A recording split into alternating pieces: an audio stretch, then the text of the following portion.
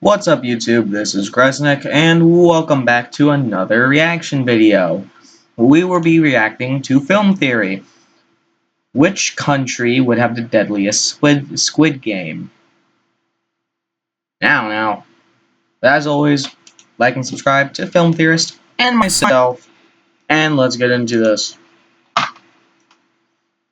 They're making an American Squid Game, but is that really the best choice? Which country would have the deadliest Squid Game, and can we design those games for them? Let's find out. Hello Internet, welcome to Film Theory, the show that would rather be wearing a red jumpsuit. Green just isn't my color. So, Squid Game, man, it feels like Season 2 just happened, and we're probably gonna be waiting a bit for Season 3. Like here, let me check my notes, see when it's coming. Wait, it's coming out next week? Gee, sure feels like they filmed one season then split it up into two for branding reasons, doesn't it? Anyway, yeah, Season 3 is right around the corner, and don't you worry, we're planning to complete our How to Beat Squid Game trilogy as soon as we can. I'm like literally dropping everything to write that as soon as the new season goes up, so yeah, subscribe if you want to make sure that you see that when it goes live. And hey, actually, while I'm thinking about it, we're also trying something new with playlists. Apparently you can like vote on videos in some of them now. In the description you'll find a link to a playlist where we're testing out this feature, and we're trying to figure out what your favorite film theories are. So yeah, go check that out, upvote your favorites. I'm pretty sure some of the Squid Games are in contention there, and I'll check back in with y'all about it in the future. Anyway, in the meantime, as we wait for Season 3, there's another big piece of Squid Game news that I wanted to talk about. Yeah, while the South Korean version of the show may be coming to an end, that obviously isn't going to be the end of the Squid Game brand. Like, you really think Netflix is gonna let this cash cow have a peaceful retirement, sipping mojitos as the sun goes down? Nah, dog, they're beating this thing until the dead horse is completely pulverized. I actually mentioned this in one of our last Squid Game theories, but late last year, rumors swirled that Netflix was making a spin-off of the South Korean series set here in the good old US of A. They've apparently even managed to get David Fincher, director of classics like The Social Network, Seven, and another one that we can't talk about, on board for the project. Obviously, this is a smart business decision for Netflix. The US has far and away the most Netflix subscribers, so it feels like a no-brainer. But is it the best decision? See, market size is not what made the South Korean show so popular and compelling all across the world. South Korea has just 1/6 of the population and 1/13 of the subscriber base as the US does. No, when you really think about it, a big part of what made Squid Game so gripping to watch was, well,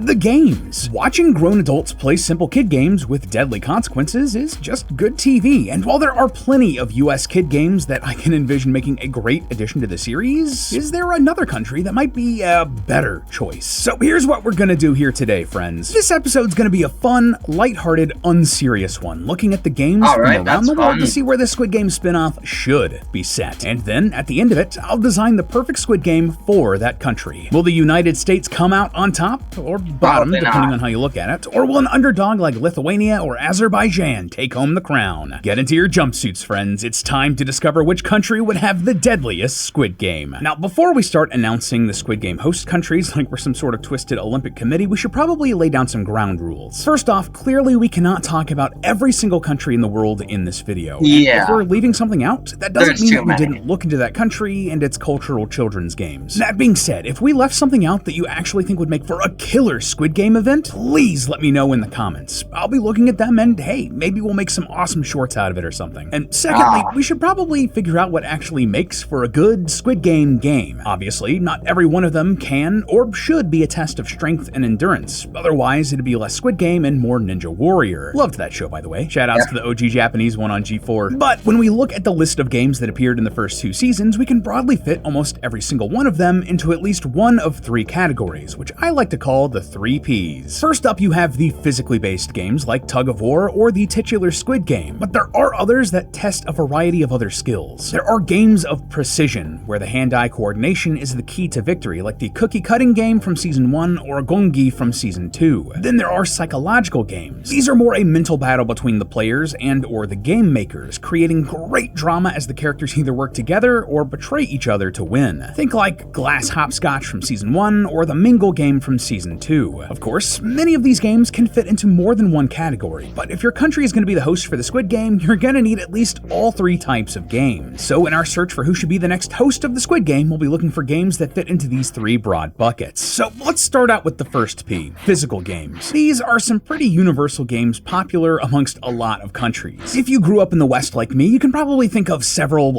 immediately. I'm talking stuff like hopscotch, dodgeball, foursquare, mainstream sports like football, soccer, basketball. Each of those could have crazy outcomes if we Squid Gamify them. But if we look back at Asia, there are some other games that would make for some killer competitions specific to those nations. For example, check out Botaoshi from Japan. This game was technically created as a training exercise for the Japanese military, but it's also occasionally played amongst school children. I'm not really sure why. I mean, just look at this. Actually, you know what? I take it back. Middle schoolie would have loved this. And let's be real, I'm not sure I've ever seen a game begging to be included in Squid Game more than this one. Here are the rules. Players are divided into 2 teams with team sizes as big as 150 people. Half of each team will be defenders and half of them will be attackers. The defender's job is to raise a pole and then do everything in their power to prevent it from being brought down. Meanwhile, the attackers do everything in their power to knock down the other team's poles. The first team to bring down the other team's pole to 30 degrees or lower wins. And I don't know about you, but I can already see how this would make a great, dramatic, early game in a Japanese Squid Game to kill off a bunch of the extras. Of course, Japan isn't the only Asian nation whose beloved physical children's games could lead to some high stakes. This is Thailand's coconut shoe racing, and, well, it's exactly what it sounds like on the tin. 2 halves of a coconut are tied together with a string, and all you have to do is awkwardly hobble your way to the finish line. The key is maintaining your balance while also keeping enough tension on the string. Of course, if we're hosting a Thai Squid Game, players would have a set amount of time to get across rough terrain, and if you step off of your shell or don't make it across in time, blammo. And of course, no discussion here would be complete without heading to Africa, which has dozens of countries with rich cultural traditions and games. For example, in Ghana, there's a game called Pailolo, which translates literally to time to search for. The premise here is that one person secretly hides an object, like a stick or a specific rock, in an area. Then all of the other players race to be the first person to find that object and bring it back to safety. Now, unless we plan on playing Pailolo as the final game, we're gonna have to have multiple targets for players to go after. But just imagine the drama here. The items could be of varying sizes and weights. You could find a really heavy version of the object early on, but is it worth trying to lug it slowly back to safety but risk running out of time, or trying to find something smaller? Or maybe you want to rush out and find a smaller object, knowing that you'll be the target for other players if you find it early. Or maybe you could be the ambusher here, attacking someone who found the object early on. There's just so much potential. But okay, the more I'm looking into this, the more I am realizing that most countries have excellent options for these sorts of physical games. I haven't even mentioned awesome options I found for Brazil, India, the Middle East. We'll need something to narrow this down a bit more, but thankfully we have to remember this isn't Ninja Warrior or the Olympics. This is Squid Game, and the games here aren't exclusively about testing your physical skills and ability. No, some of the most iconic and nerve-wracking moments of the series emphasized our second P, precision over power. So where in the world can we look for this? Well, if we head over to jolly old England, we can take a look at a classic game like darts, a popular pub game about throwing darts at a very small target. Seems like exactly the sort of thing that could be its whole game, or part of a larger marathon like we saw in Squid Game Season 2. Or maybe we could even do tiddlywinks. Yes, go ahead and snicker, it is a very funny word. I know that sounds like the sort of weird old Victorian era parlor game that Brits would love, and well, that's because that's exactly what this is. Tiddlywinks dates back to the late 1800s, where players are given plastic discs called squidgers, and their goal is to try to flick smaller discs called winks into a central cup. No, I didn't make any of that up. It is the most British sounding thing you could possibly imagine. But it can get seriously competitive. Not only has there been a Tiddlywinks club at Cambridge since 1955, but there's even a Tiddlywinks World Championship held every year. But if you want something with a little bit of a lower skill ceiling, then we can head over to Italy with the old school game Batamuro, which translates roughly to wall beater. Yeah, this one should be fun. This game was really popular in the 20s and starts with one person throwing a large coin against a wall, hoping to bounce it off of the wall. Each player then takes turns throwing smaller coins, attempting to bounce theirs as close to the first coin as possible. So yes, this game would literally have your life come down to the flip of a coin. But if that sounds too tame for your liking, well, then would explosives liven things up for you? Let me introduce you to Tejo, a bar game super popular in Colombia where you throw large stones at packets of literal gunpowder. Already sounds awesome and could make for some crazy Saw-like Squid Game machinations if that gunpowder lights fuses and eliminates opponents. But perhaps the ultimate game of precision, and one that I think is almost universal universal pickup sticks, also known as jack straws or Mikado. The origin of this one is disputed, with some sources saying it comes from ancient China, while others cite various other ancient civilizations. But the modern version emerged in Europe in the 1700s. Regardless, just imagine, a pile of sticks is plopped in front of you, and you need to remove a single stick from the pile without disturbing any of the others. And if you do, well, rest in peace. And narrowing this down has been a bit harder than I expected. We still have a nice collection of countries with games testing physical skills and precision abilities. But the real insane side of Squid Game comes out when players are forced to play mind games with each other. Is there something here we can use to narrow this down even further? Well, let's take a look at our third P, psychological games. And oh boy, there are plenty of these around the world. A good example? Mafia, also known as Werewolf, or more recently, now, on the off chance that you haven't played something like this before, Mafia is a game where one or a small number of people within a group are the bad guys, and it's their job to kill the good guys without their identities being revealed. I mean, do I need to say more? It's Among Us, but with like real killing. This is perfect for the Squid Game. The original iteration of this was designed at Moscow State University in 1986, so it would make a perfect addition to a Russian Squid Game. Another option, this one based on the psychological impact of multiple players, the traditional South African game of Mbube. In the playground version of this game, all of the kids gather in a circle while two are chosen to play at a time. One is dubbed the Mbube, the Zulu word for lion, while the other is the Impala, a type of antelope. Both are then blindfolded, and the lion tries to find the Impala while everyone chants Mbube, Mbube, getting louder as the lion gets closer to its prey. Sounds fun, but if we're going to Squid Gamify this South African classic, well, players may have to draw cards to see who's the lion and who's the antelope. The one who wins gets to live, and the crowd around them gets to choose how much they help or hinder the lion. This would be a perfect mid-game elimination of half of the remaining contestants, and would be absolutely brutal.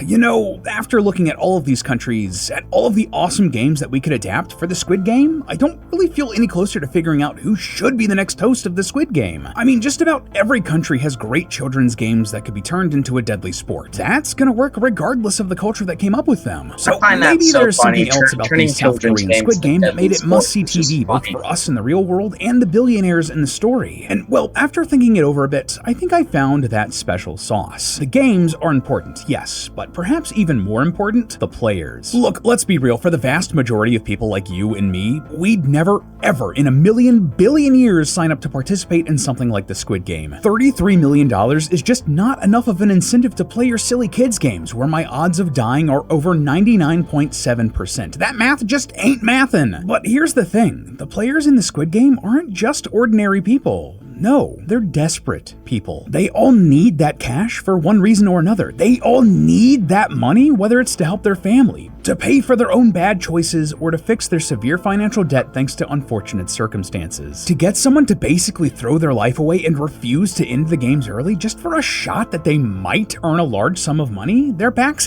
have to be against the wall, and then some. And thanks to the way that South Korean society is currently set up, it's not entirely surprising that there are enough desperate people to fill out a Squid Game roster every couple of years. Now, obviously, I'm an outsider here, but based off of my research, South Korea consistently ranks amongst the worst in the world in terms of household debt relative to their country's GDP. That's basically just how much money the country makes overall. Essentially, this means that ordinary Koreans have a lot of debt, mostly because of their high credit card usage and South Korea's unique housing system, where renters can be forced to take out massive loans in order to put down a deposit for a lease. Sometimes these loans can be as much as 50 to 80% of a home's value.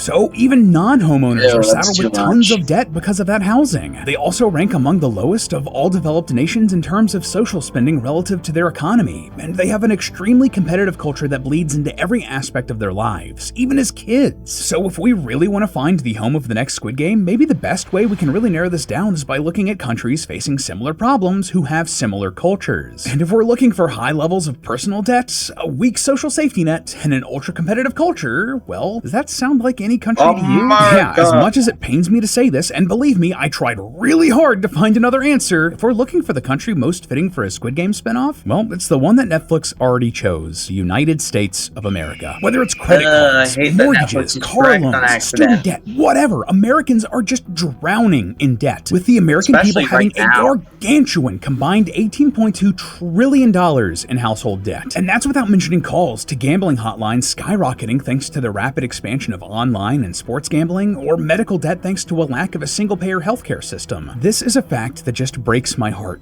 but around 40% of Americans say that they'd have trouble paying an unexpected $400 bill. And depending on who you ask, somewhere between a third to a half of all Americans live paycheck to paycheck. And all of that combined creates plenty of people who might risk it all in a Squid Game just to get out. So, okay, Netflix's producers might have actually been onto something here. American Squid Game is a good fit for the franchise if they insist on spinning it off. So, what would the actual competition look like? Well, based on the first 2 seasons of the Korean show, the Squid Game is generally split into 6 rounds. For my purposes here, though, I'm going to go through 7 rounds because everything's bigger in America, and give a couple options for each round. Because you know that they're just going to do multiple seasons of the show, and you might as well have options, right? So, let's go through this, shall we? First round, I say we keep red light, green light. I mean, this is the first round we saw in both major Squid Games so far, and it's also a popular American children's game. This would keep some iconic imagery from the original series in this new American spinoff, and also lets us kill off most of those extras early on. Seems like an obvious choice, so we're leaving it here. For our second round, though, if the first round is to show that there can be mass casualties in a physical-based challenge, this second round should take things much smaller. Only a small handful of players should be put in danger from this round, and the risk should come from something based in precision or psychology. My choices here? Well, this game should either be Jenga or Tag. Basically, the remaining players get split into a few groups and forced to play a few rounds of either game. Jenga could be a fantastic showcase of precision, and if a time limit is imposed, just think of that drama. Tag, on the other hand, would test our players' psychology. If you're it, do you go for someone weak but likable, or someone strong to eliminate the competition early, but risk incurring their wrath if they survive? It's good stuff. For the third round, I want to bring in something physical again, but has an element of the other 2 Ps. My choice? The floor is lava, where contestants have to get across a room by climbing on furniture and walls and not touching the floor. Because, you know, the floor is actual, real, literal lava. First off, this would be visually stunning, and secondly, just think of the drama here. Contestants will have to physically cross this area, all while deciding to help or hinder other players. Some routes through the lava pit could be direct but take a lot of physicality, while others could take less precision or physicality but take much longer. And if worst comes to worse, well, murder could easily happen. This is a slam dunk of a game, and if you ask me, I would bet that this one would become instantly iconic. For our fourth game, I think there are a couple directions we can take here. Musical chairs or Duck Duck Goose. Basically, these are the same games with different twists. In musical chairs, there are a series of chairs that the players must walk around while music's playing, and when the music stops, they have to fight to sit down in one of the chairs. But there aren't enough chairs for all of them. In Duck Duck Goose, the players are already sitting, while one of the players is not, and selects another player to be it. That silly goose must then chase the player that selected them around the circle, and if they get around to the circle and sit down in the newly empty slot, that selected player must now do the same thing. As you can see, they are very similar games, and if you add a time limit, well, there's where the drama comes in. This lets us whittle down the player count very slightly while also dealing varying levels of psychological damage. Because in one game, the players have to fight each other to sit and survive, and in the other, they literally have to choose who dies. For the fifth game, I think we should create something similar to the tug-of-war from the first Squid Game, a game with 2 very large teams where one half is eliminated. And thankfully, there are plenty of options for us to do here. At first, I was thinking dodgeball would be perfect, and while that might still work, it may be more dramatic if people are literally being eliminated and offed as soon as they get struck by a ball. Capture the flag could also work very well, but I think the one that makes the most sense? Red Rover. In this game, the team you could change dodgeball to dodge bombs.